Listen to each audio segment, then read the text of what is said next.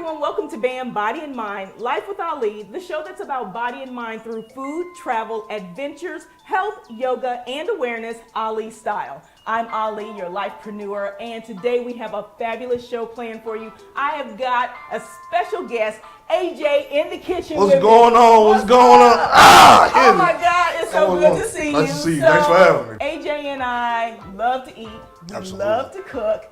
We just live different lifestyles. We do things a little bit differently. Yeah. So we thought we'd bring that together in the kitchen for you today. So AJ's gonna rock us off with the fabulous Spanish paella. Paella. That's right. And while he's doing that, I'm gonna mix it up with a little sangria. So you know what? Why don't we go ahead and get Let's started? get to it.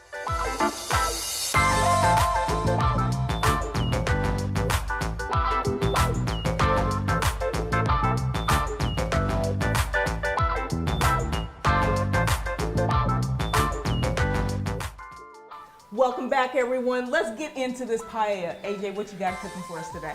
All right, so today we're going to cook a traditional paella, but in a non-traditional way. Traditionally, a paella would include things like chicken and rabbit and also saffron and chorizo. So we're going to do things a little bit differently here. So we're going to include some of the traditional ingredients. So we have our saffron, we have our paprika, we have our rosemary, we have our rolled tomatoes, and we have our green beans. And also we have our chicken cooking behind us. So the thing we're going to do a little bit different is we're not going to include any seafood. We're not going to include also any rabbit that would traditionally be in the dish as well. Why are we not doing any seafood? So we're not doing the seafood? Well, one thing is I noticed that seafood is not everybody's cup of tea. So you can kind of, if you cook down the middle, as I'm trying to do now, kind of keep it kind of simple, you kind of hit the mark on many people, opposed to putting seafood into it. But Okay. seafood is also a good additive if you would like to have it in there as well. All right, cool. So what else we got? So the one thing to start off with is the type of cookware that you will use. So the one thing that I'm using here is this is a traditional paella pan. This is a 13-inch heavy bottom pan. If you don't have one of these, that's all right. What you also want to use, you can use, is any other large heavy bottom pan that you have available. So it like width it or wok size? Is it more Wok size is okay, but I would actually say steer away from wok. Any type of flat bottom Okay. pan is what we're looking Okay. for. A wok is a good Cool. tool, but not good for a paella. Awesome. So once again, we're using the traditional 13-inch paella here, and we actually start off by cooking the chicken first. We let the chicken cook for 10 or 15 minutes. I actually seasoned this the night before with a couple of herbs and spices, and we actually have that cooking now, and we're in the second layer, as I call it, with the green beans and the tomatoes in the center to keep on going. And it looks good. It looks good, and it smells really good. It really fills the house with that So aroma. I mean, It's what really else we got to delicious. put in there though? So now what we're doing, I have one tomato in, and one tomato in now. So now we're ready for the garlic, and we're ready for the rice, and we're also ready for some of the aromatics that we have as well. Okay. Yes, All right. going to the Well, next level. are you gonna get rocking on those? Absolutely. I'm trying not to cut my fingers off, but we see what we have here. Well, you know what? While you're doing that, let me go ahead and kick off this sangria. Sangria. What we got in the sangria? And it's a red wine. It's a That's red all wine. we need, Spanish style. All right. It's going to pair well with the paella that we Yep. have going in. It's a good idea. Show me what you got.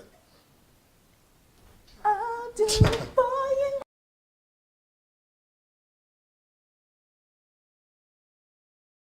All right, you guys, I'm going to start with the sangria. AJ, that paella smells fabulous over there. Yes, it does. I can We smell need it. a little something to wet our palates while we wait for that. You ready to get your drink on is what you're saying. So let me show you how to make a real quick, this is a Spanish style sangria, right? But it's got an Ali twist to it, AJ. All You know, right. this is what we're gonna do. So basic ingredients, we got some sweet red wine, we have a little bit of brandy, and I'm throwing in some apple juice. Remember apple Just to bounce it all out. apple juice, some orange juice, and you can do any kind of orange juice. I did orange juice with a little bit of mango. All right. And then we've got our fruits, right? So I'm gonna put in some frozen mango. We've got frozen pineapples, frozen strawberries, blueberries. Check these out. Do you know what that is? Now, what do we have here? What is this? That's a blood orange. It's a blood orange. A blood orange? How you going to eat Blood a blood orange. orange? So we're gonna throw a blood orange in this one this time, along with our regular citrus. I Uh-huh. want to kick this off, kick this up a notch, right? Okay. So we're gonna go ahead. I'm gonna mix this all up, and then we're gonna have some good sangria. So first, we're gonna throw in the red wine, the whole bottle. This is a 1.75 liter, so we're just gonna, this is enough for the whole family to share. I mean, it depends on how you, I mean, AJ, would you share this? No. No, you wouldn't share this? No, not at all. So it's real simple. We're gonna do about a half a bottle of the brandy, maybe a little bit less, because you know, I don't know how we Put feel. that whole bottle in? The whole bottle of wine. The whole bottle of wine. Trying to get turned. All right, so I'm gonna add in some pear. Normally folks put in apple. Pear is an awesome addition to a sangria. And it helps soak up all of the flavor of the sangria. So that's what we're gonna do today. We're gonna put a little pear in. I'll put a little pen. Put a Now, little that's not pen. normal though. This is you. This is my Ali style. You know, I'm sure they do it other places. I mean, I'm sure someone knows about the pear. So we're gonna put a little pear in. I'm gonna go ahead and chop up the blood orange and the lemon and the lime, and then we'll be ready to go. All right.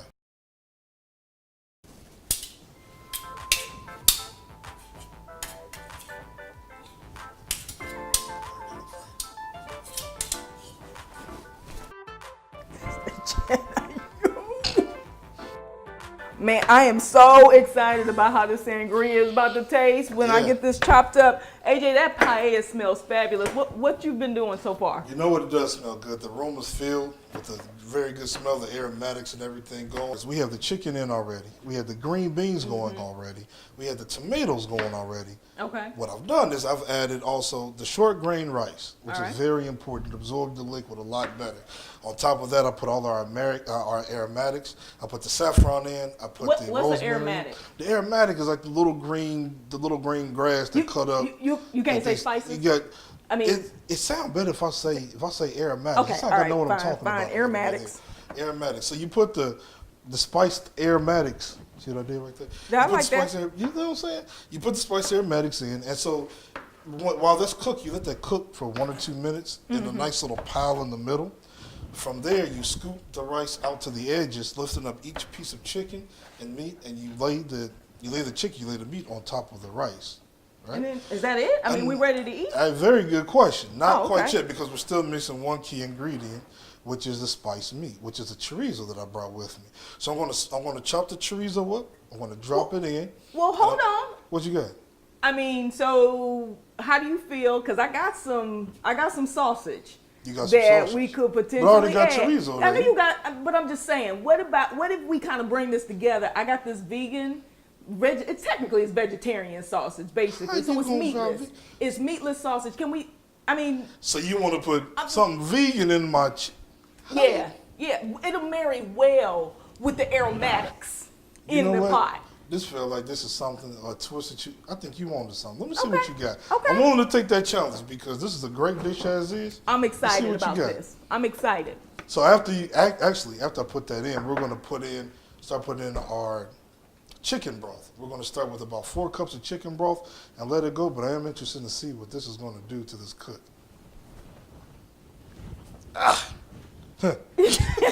So yeah, let's just So throw something like that. All right, so we're going to drop these in, and the way I do it, you don't have to, but I like making like a little X here. Okay. So kind of give it a little Oh, bit of you want of it to be style. pretty. I want it to be pretty. You got the sangria going. You got the colorful fruit.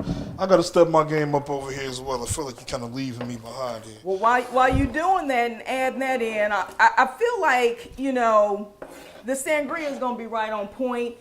But I saw something earlier. I just want to ask you about it since we happen to be in this kitchen together. Yeah, what you got? There was something, some topics and some people were talking about some stuff about people acting up, right?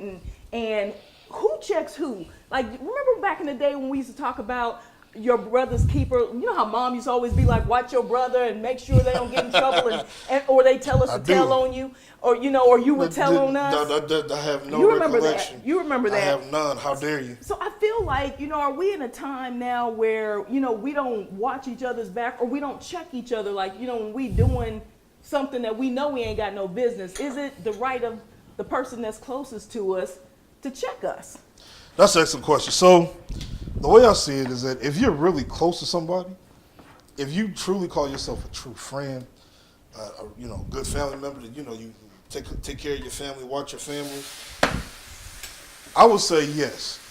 I would say you definitely want to watch. You definitely want to make sure that you are watching over your people, making sure they're not slipping and falling and But, everything. okay. You are not necessarily you're 100% accountable, but if you're not telling your friend, you're not telling your family member something that they see is going on, and you're not speaking up, it's kind of bad look on you. Let's say you're on the receiving end. Let's say you're the one that's acting up, and you need to be checked. How would you gonna receive that? Because I mean, we see that a lot now. You know, people just act a complete fool, and nobody says anything. You know how you just be like, who says like your president? You know, I'm just saying. But just in general, Tell me more about that. Even in family relationships and life relationships and work and stuff like that, you know, when you know you are not doing the right thing, right? Right. You know, if I'm not doing right or you're not doing right, how would you feel if I came up to you and was like, AJ? Well, that's a completely different perspective. That's a good thing, but when you are the quote unquote, as they say now, bad actor,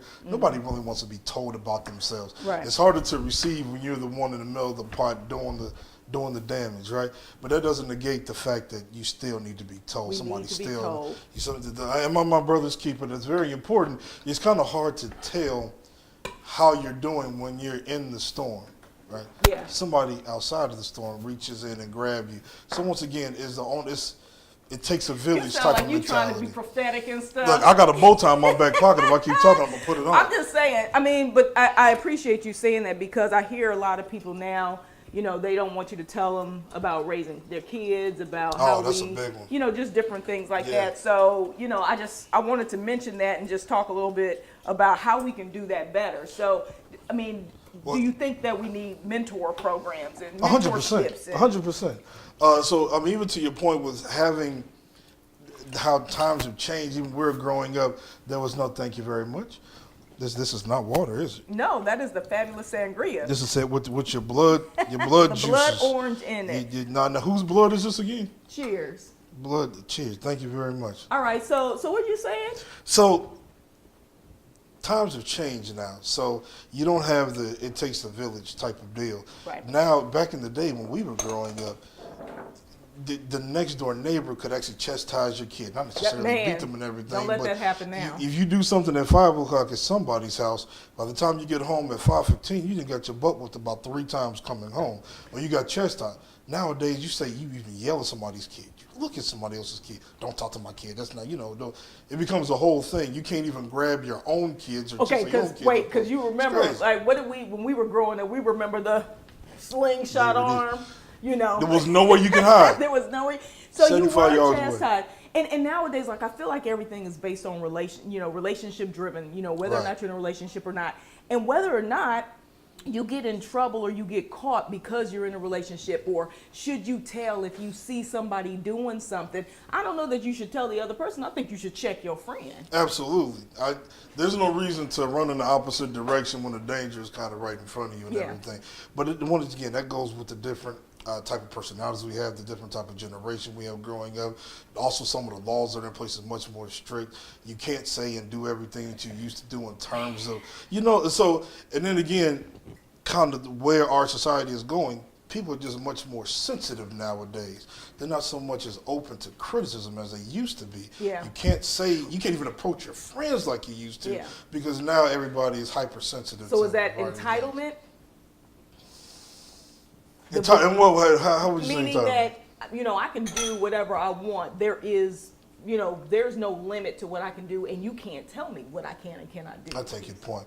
So, I think there is some entitlement there, because there's nothing wrong with self-empowerment, believing that you are something, but you, on the back end of that, whatever you begin building up and everything, you also want to leave a back door of humbleness and openness to allow somebody in. So when we start, once again, there's nothing wrong with pulling yourself up by your bootstraps, doing everything you can to self-improve, but don't also close a channel to allow other people to spill into. Now, that also means don't let everybody spill into your life. Not everybody should be talking. Right. Right. What they say, don't let everybody whisper in your not ear. everybody should You know whisper what? in your ear. You hit on some good points. We gonna I got definitely gifts. have to keep talking I about got this. gifts. I don't know what this is. But you good. know what? Let's just see where we going with this paella.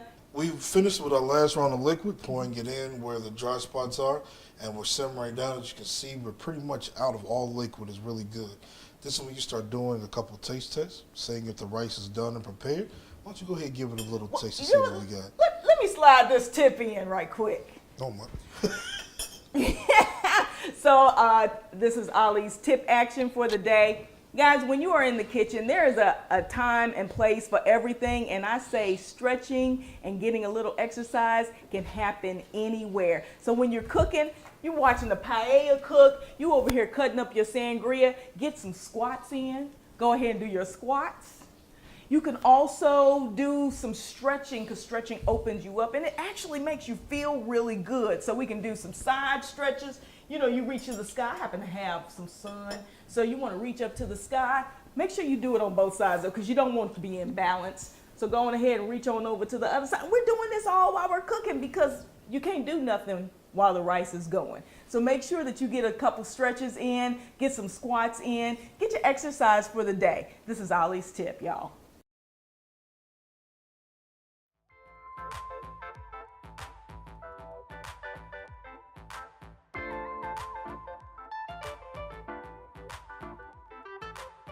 All right, AJ, I am so excited about tasting this paella. It smells fabulous. It looks fabulous. I'm going in. Yeah. So we got the chicken, we got the sausage, we got the green beans, and the rice. Yeah, it's right there. Okay. You knocked it out the park. It's right there. That's right. Some of your blood drink you got over here? Yeah, how'd that feel? That's all right. They came through together. Blood is so good, apparently. Well, this was amazing. If you want to check out the recipes and anything else that we talked about during the show, check out IconicCreatorsNetwork.com and look for the BAM Body and Mind page. Bam.